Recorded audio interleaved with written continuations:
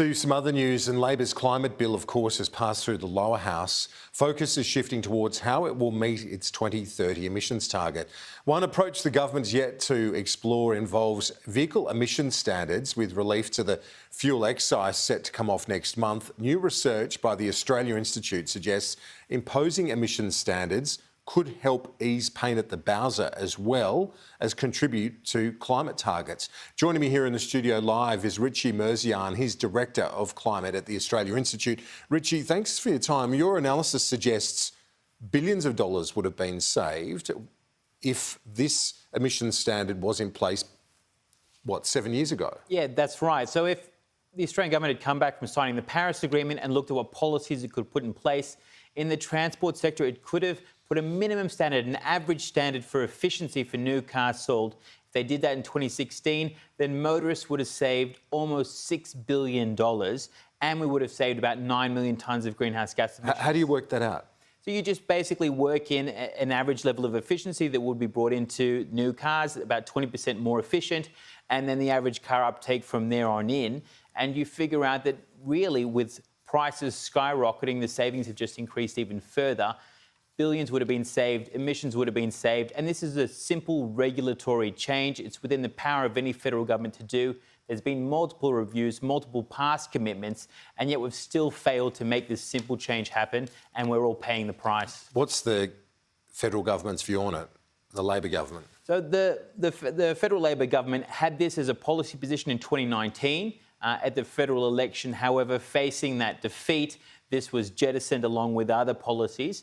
We've seen the federal government look at what it can do to implement the 43% emission reduction target. This is the next cab off the rank. This is the next change that they should be looking at. And there's a big electric vehicle summit that we're helping to co-host on the 19th of August.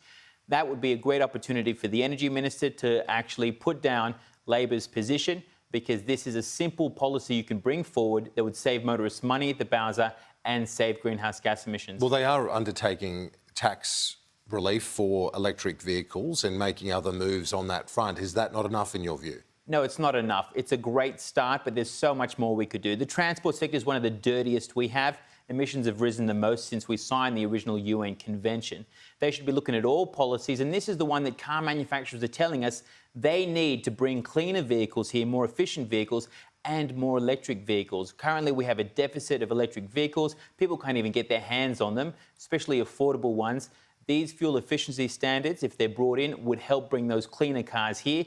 More models would be available and we'd all save. Fuel efficiency standards are in place right across the world. We have standards in place here, don't we? But they're not strong enough in your view? Nor mandatory. So we have voluntary standards that have been designed by some in the industry, but they're weak and they're opaque. There's numerous loopholes. Basically, it wouldn't get us very far. They're compared to where Europe is at right now, it's incomparable. What we need are robust standards in line with best practice. 80% of the world have fuel efficiency standards that are mandated.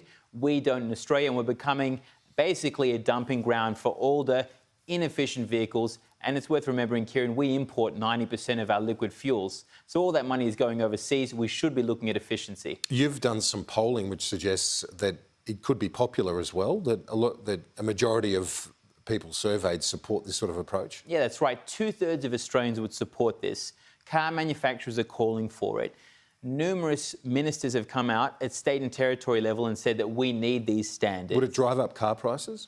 Well, no. Car manufacturers are telling us that it would actually increase model availability, and you have like for like. You have more efficient vehicles that are out there that aren't being sent here. Why? Because car manufacturers look across the world, see where they have to send cars because the standards are in place, and then where they don't have to, they send their old vehicles, their more efficient vehicles, and then you and I literally end up paying more. So, as you referred to it, a dumping ground, how quickly can you turn, as a nation, how quickly could we turn that around, the availability or the breadth of cars available? Yeah, I mean, the federal government could bring in place these regulations this year, and that would then send an immediate signal to car manufacturers to begin bringing their efficient vehicles. And each year it builds on itself as we get more and more efficient vehicles into our car fleet. And that's what we should be looking at, especially with fuel prices jumping up next month. Richie Merzian, thanks as always. Appreciate it. Cheers.